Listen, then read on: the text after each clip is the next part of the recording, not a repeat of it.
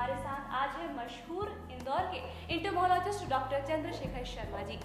शर्मा जी, हमारे स्टूडियो में आपका स्वागत है। धन्यवाद। शर्मा जी, आप कितने सालों से इस प्रोफेशन से हैं? मुझे इस प्रोफेशन में 26 वर्ष पूर्ण हो चुके हैं और 26 वर्ष से मैं इन वाहक जनित बीमारियों की रोकथाम के लिए जिला स्तर पर एवं संभाग स्तर पर वर्तमान में मैं ये कार्य कर रहा हूँ। जी, इसके अलावा कौन कौन सी बीमारियों का आप इलाज करते हैं? बेसिकली जो वर्तमान में मध्य प्रदेश में मुख्य रूप से जो समस्या है, एक तो मलेरिया की समस्या है, इसके अलावा डेंगू और चिकनगुनिया की बीमारी कुछ वर्षों से प्रदेश में रिपोर्ट हो रही हैं। इन बीमारियों की रोकथाम के लिए जनमानस में एक संवेदना जागृत करने की जो बात होती है वो हमारे स्वास्थ्य विभाग के अमले के द्वारा इनकी रोकथाम के जो उपाय किए जाते हैं, इसके साथ साथ जन भागीदारी के माध्यम से जन सामान्य को इन बीमारियों से बचाव के जो तरीके हैं इसके बारे में विशेष रूप से हम लोगों को जागरूक करने का काम करते हैं। शर्मा जी, आप डॉक्टर्स को भी ट्रेनिंग देते हैं? निश्चित रूप से डॉक्टर्स को भी देते हैं, क्योंकि जो वेक्टर जनित बीमारियां हैं ये इनका जो फैलाव है ये वाहक जनित बीमारियां से रिलेटेड मुख्य रूप से, जैसे मैंने बताया कि मलेरिया की बीमारी तो बहुत पुरानी है, परंतु डेंगू चिकनगुनिया की जो बीमारी है ये बीमारी भी अभी काफ़ी प्रदेश में 2008 में जैसे मैंने देखा कि करीब 2000 से ज़्यादा केसेस 8-9 में इंदौर में रिपोर्ट हुए थे और काफ़ी पैनिक सिचुएशन इसमें निर्मित होती है। तो इससे बचाव के लिए हम ज़्यादा इसमें प्रयास करते हैं। बेसिकली डॉक्टर्स का जो पार्ट है वो ट्रीटमेंट वाला पार्ट होता है, क्योंकि बीमारी होने के बाद जो मलेरिया जैसी बीमारी का तो हम इलाज कर सकते हैं, परंतु डेंगू चिकनगुनिया की जो बीमारी है एक वायरस के कारण होती है, तो इसका बचाव ही इलाज है। तो इसके बारे में जो क्या क्या सावधानी बरतना है इस पे हम विशेष रूप से डॉक्टर्स के अलावा जो हमारा पैरामेडिकल स्टाफ है, इसके अलावा NGOs हैं, इसके अलावा जो अन्य विभाग के लोग हैं, जैसे कि वर्तमान में मैंने अभी बताया कि जो ट्राइबल हॉस्टल के जो अधीक्षक हैं उनको भी हम प्रशिक्षण दे रहे हैं। बेसिकली ये वेक्टर बॉर्न डिजीजेस होते हैं जो आपने नाम लिया, चिकनगुनिया, मलेरिया, ये वेक्टर बॉर्न डिजीजेस होते हैं। तो बहुत से कम लोग जानते हैं कि वेक्टर क्या होता है। डेफिनेटली। तो आप बताएं हमारे दर्शकों को कि वेक्टर बॉर्न डिजीज क्या होता है? वेक्टर का मतलब होता है एक वाहक जो कि बीमारी का फैलाव करता है। बीमारी के कारण एक तो ये परजीवी होते हैं, जैसे मलेरिया की बीमारी एक परजीवी के कारण होती है जिसको हम प्लाज्मोडियम के नाम से जानते हैं, और ये जो आंतरिक परजीवी है इसको हम सूक्ष्मदर्शी की सहायता से ही जो पीड़ित व्यक्ति है उसके शरीर में जो रक्तपट्टी बना करके और सूक्ष्मदर्शी से उसकी जांच की जा करके हम देखते हैं कि इसको मलेरिया के परजीवी हैं या नहीं है। डेंगू चिकनगुनिया की बीमारी एक वायरस के कारण होती है, तो इसके लिए जो वाहक है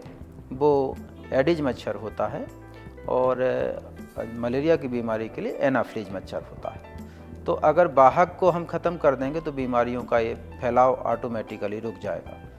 तो इन मच्छरों की उत्पत्ति ये कहाँ पैदा होते हैं, इनकी रोकथाम हम कैसे कर सकते हैं और इनसे बचाव कैसे कर सकते हैं, ये जो पार्ट है, जो प्रिवेंटिव पार्ट है, ये इसमें बहुत महत्वपूर्ण होता है। आज भी prevention is better than cure की जो वो मंत्र है उसको अपनाते हुए साइंस कितनी भी तरक्की क्यों ना कर ले, लेकिन आज भी prevention is better than cure का मंत्र अपनाया जाता है। बिल्कुल बिल्कुल। तो इन सब बीमारियों से बचने के लिए हम क्या-क्या प्रिकॉशंस ले सकते हैं? बिल्कुल सही बात, आपने बहुत अच्छा प्रश्न किया है और ये जानना भी बहुत आवश्यक है। सबसे पहले तो ये जानना आवश्यक है इससे पहले कि इन बीमारियों के लक्षण क्या है, क्योंकि आजकल हम देखते हैं जैसे मलेरिया की बीमारी 1953 से भारत देश में ये प्रोग्राम चलाया जा रहा है, तो इसके बारे में तो लोगों में चेतना है। कैसा भी बुखार पहले गांव में होता था, उस समय लोग ये शिकायत करते थे कि साहब गांव में मलेरिया की बीमारी फैल गई है। तो मलेरिया चूँकि काफ़ी पुराना हमारा राष्ट्रीय कार्यक्रम है और इसके काफ़ी लोग प्रभावित होते थे, आज भी प्रभावित हो रहे हैं, परंतु इसके लक्षण जो मलेरिया के मुख्य रूप से हैं, एक तो ठंड दे के बुखार आना, इसके साथ में बदन में दर्द होना, सिर दर्द होना, उल्टी की इच्छा होना, फिर पसीने के साथ में बुखार उतरना, इसके अलावा एक दिन छोड़ के एक दिन बुखार आना। तो इस तरह के जो लक्षण देखने को मिलते थे मलेरिया की बीमारी में अधिकांश देखने को मिलते हैं।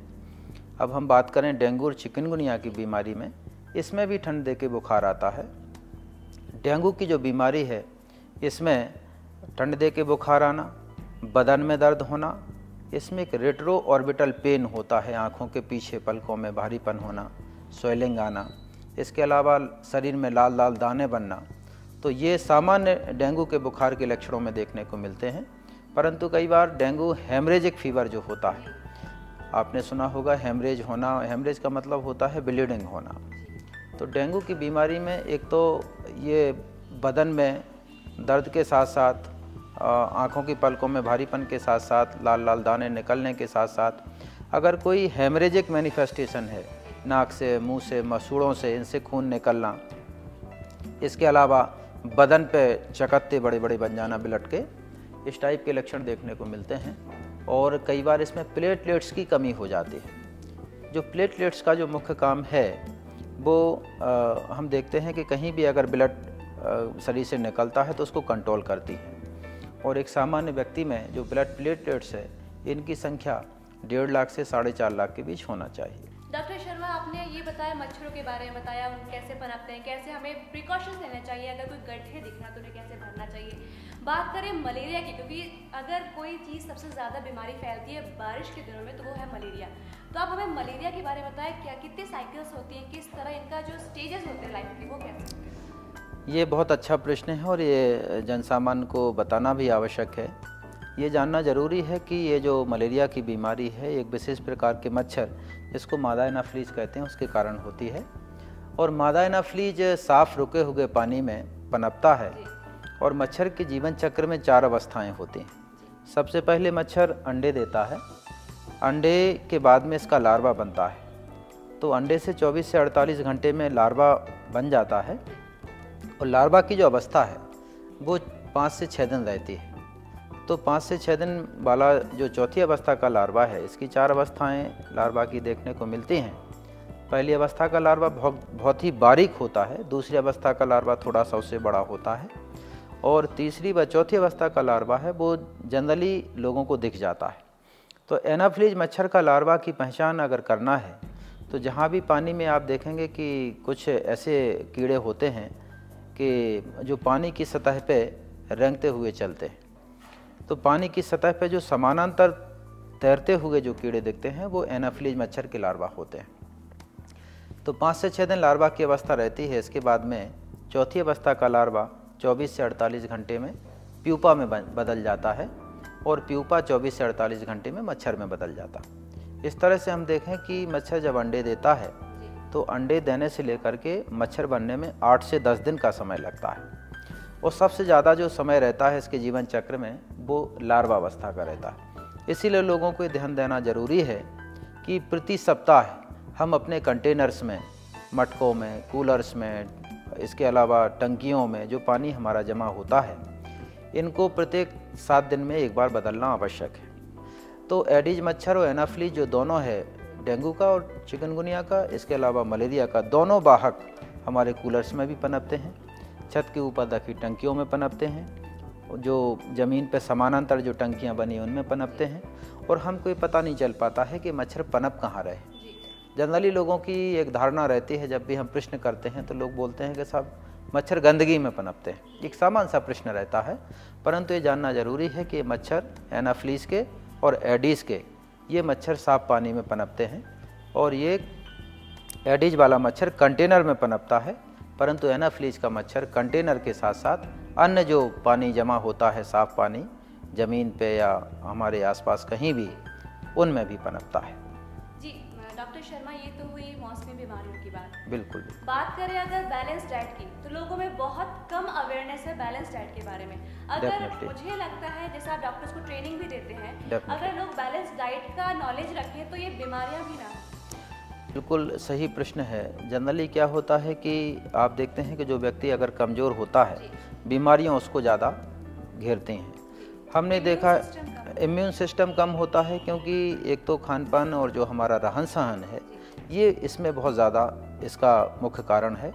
कि वर्तमान में हम देखते हैं कि जो हमारा जो रूटीन है, ज़्यादातर जो युवाओं का रूटीन है, हम देखते हैं कि फास्ट फूड की तरफ ज़्यादा है। इसके अलावा जो हम देखते थे कि प्रातःकाल उठ के लोग सुबह सैर सपाटे पे जाते थे, आजकल लोगों में धीरे धीरे जो प्रौढ़ हो चुके हैं या गृहस्थ हैं, या गृहस्थ के बाद की जो अवस्थाएं हैं, ज़्यादातर आप देखेंगे कि मॉर्निंग वॉक पे ये लोग ज़्यादा निकलते हैं। आजकल की जो युवा पीढ़ी है, इसका दहन सहन हम देखते हैं कि देर रात तक इनको जागना, सुबह देर से उठना, ये भी हमारे स्वास्थ्य के लिए प्रतिकूल प्रभाव डालते हैं। दूसरी चीज़ ये है कि ज़्यादातर जो ये बीमारियां हैं जो छोटे बच्चे होते हैं, इसके अलावा गर्भवती महिलाएं हैं, इनमें बीमारियां ज़्यादा होती हैं। और आपने देखा होगा कि एनीमिक जो खून की कमी है, आजकल के युवाओं में सबसे बड़ी जो कमी है वो खून की कमी, एनीमिया। उसका कारण क्या है कि एक तो अगर सुबह आप उठ के थोड़ा सा नित्य क्रियाओं से निर्भित होके मॉर्निंग वॉक करें, थोड़ा एक्सरसाइज करें। इसके अलावा जो बच्चे हैं उनको दूध का सेवन कराया जाए, दूध दलिया से नाश्ता कराया जाए बजाय इसके फास्ट फूड, जंक फूड के, तो उससे भी हमारी जो सेहत है वो अच्छी बनी रहती है। इसी प्रकार से हम देखते हैं कि जो मुख्य रूप से बीमारियां जो ट्राइबल ब्लॉक है, आदिवासी, अभी जो अक्टूबर नवंबर में इस वर्ष हमने देखा कि इसका फीवर का आउटब्रेक बहुत हुआ है। और ज़्यादातर जो प्रभावित जो पॉपुलेशन हुई है वो ट्राइबल पॉपुलेशन हुई है। और ट्राइबल पॉपुलेशन में हम देखते हैं कि ज़्यादातर जो उनकी आदतें हैं वो इलाज में विश्वास कम करते हैं। झाड़ फूंक में आज भी ये परंपरा, भले ही ये कम हो गई है ये परंपरा, परंतु आज भी जीवित है। दूसरी चीज़ इनमें क्या है कि जो उपचार है, पूरा उपचार एक साथ नहीं लेते। इसमें जो मलेरिया का उपचार है शासन द्वारा, आजकल ये गोलियां आशा कार्यकर्ता गांव-गांव में हैं, इसके अलावा स्वास्थ्य कार्यकर्ता गांव-गांव में हैं, इनके पास में पूरा मलेरिया का उपचार उपलब्ध रहता है। और अगर मलेरिया की ये लोग अपनी रक्तपट्टी बना के जाँच करा लें, जाँच की सुविधा जो भी हमने गाँव तक उपलब्ध कराई है शासन ने। और इसमें क्या है कि जो खतरनाक फैल्सीपेरम मलेरिया होता है जिससे कि आदमी की मौत होने की संभावना रहती है, उसकी जांच की सुविधा भी जो प्रभावित जो क्षेत्र हैं उनमें भी करा दी। अब केवल लोगों को एक तो इसकी फेथ की बात है कि लोग ये समझें कि आज जो शासन द्वारा जो दवाइयाँ या जो जांच की सुविधा है ये अच्छी क्वालिटी की है, और इसमें लोगों का एक तो फेथ जगे और दूसरा उसको लोग पूरा सेवन भी करें दवा का, तो ये बीमारी निश्चित रूप से ठीक हो जाती है। तो जहाँ आपने खान पान की बात की है, अगर हम अपना दिनचर्या को में बदलाव कर लें तो निश्चित रूप से हमारी सेहत भी ठीक रहेगी। और जब सेहत ठीक रहेगी तो बीमारियों से लड़ने की जो रेजिस्टेंस पावर है वो भी बढ़ेगी। डॉक्टर शर्मा, हम चाहते हैं हमारे दर्शकों को आप जाते जाते फिट रहने के लिए एक अपनी तरफ से एक फिटनेस फंडा उन्हें ज़रूर दें। मेरा सिर्फ कहना यही है कि जान है तो जहान है। जान है, जान का महत्व समझें कि इस जीवन में अगर हम स्वस्थ रहेंगे तभी जीवन में आगे हम कोई भी काम कर पाएंगे। इसलिए जो मौसमी बीमारियां हैं इनसे बचाव के लिए जो तरीके हैं जो मैंने अभी बात बताई है, अगर इसमें आप इन तरीक़ों को अपनाते हैं, ज़्यादातर जो दवाओं के सेवन कम करें, बचाव के तरीके ज़्यादा अपनाएं। इसके अलावा अगर और भी कोई तरीके हम देखें कि मच्छरदानी का भी उपयोग करें सोते समय, वो भी एक बहुत अच्छा तरीका है। क्योंकि आजकल हम देखते हैं कि मच्छर 12 माह हमें देखने को मिलते हैं, क्योंकि मच्छरों में दवाओं के प्रति हम लगातार ऑल आउट भी उपयोग कर रहे हैं, जेटमेट की कॉइल भी उपयोग कर रहे हैं, इनका जो लगातार कीटनाशकों का भी हम उपयोग कर रहे हैं, इनका असर मच्छरों पे अब कम हो रहा है और हमारे स्वास्थ्य के लिए हानिकारक हो रहे हैं। आप स्वस्थ रहेंगे तो आपका परिवार स्वस्थ रहेगा, आपका परिवार स्वस्थ रहेगा तो आप दूसरों को भी आप प्रेरित कर सकते हैं, और दूसरों को प्रेरित करके आप एक स्वस्थ व सुखी भारत के निर्माण की कल्पना कर सकते हैं। डॉक्टर चंद्रशेखर शर्मा जी, आप हमारे इस स्टूडियो में आए, हमें इतनी सारी बातें बताई, हमें जानकारियाँ दी, हमारे दर्शकों को इतना अच्छा मार्गदर्शन दिया, उसके लिए आपका बहुत बहुत धन्यवाद। धन्यवाद, तो थैंक यू। हमारे साथ है डॉक्टर चंद्रशेखर शर्मा जी, जिन्होंने छोटी मगर बहुत खास बातें बताई, और अगर आप उनका ध्यान रखें तो निश्चित तौर पर आप स्टे हेल्दी रहेंगे हमेशा। तो अगले एपिसोड में मैं रश्मि आपसे फिर मिलूंगी, फिर मैं एक डॉक्टर के साथ, और आपसे हेल्थ टिप्स के लिए बात करूंगी। तब तक के लिए stay healthy and keep smiling.